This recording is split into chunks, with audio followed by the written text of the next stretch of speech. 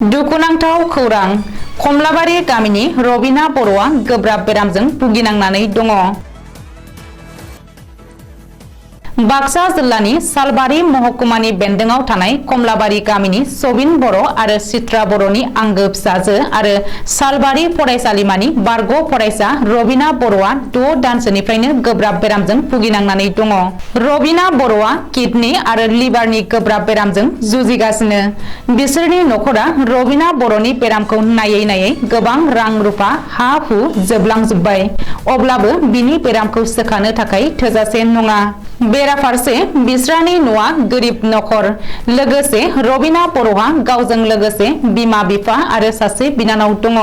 रबिना बर'खौ बे समाव गुवाहाटी GNRC देहा फाहामसालियाव फाहामथाय होगासिनो। बिनिखायनो दिनै सालबारि फरायसालिमानि फरायसा आफाद आरो फरायसाफ्रा जयै लोगो नांनानै सालबारि बाजारनि गासै दखानफोराव किडनि आरो लिभारनि थाखाय गोब्राब बेरामजों भुगिनांनानै थानाय नखरनो हेफाजाब होनो थाखाय अनसुंथाइ बिदों।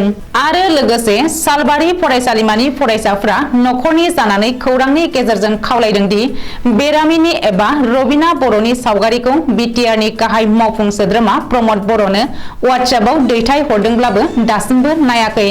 बेनिखायनो थाबैनो नायनो थाखाय खावलायहरदों। आरो रबिना बर'नि मोखांखौ नायनानै अन्नानै जाहाथे माबा मोनसे अनसुंथाइ हरगोनखौ मिजिंथिदों सालबारि फरायसालिमानि फरायसाफोरा। आरो लोगोसे गासै रायजोफोरनिसिमबो खावलायहरदों दि राहा गोथे नखरनो बेरामिखौ नायनो थाखाय जा एसे हायो गोसो जानानै हेफाजाब होनो खावलायहरदों।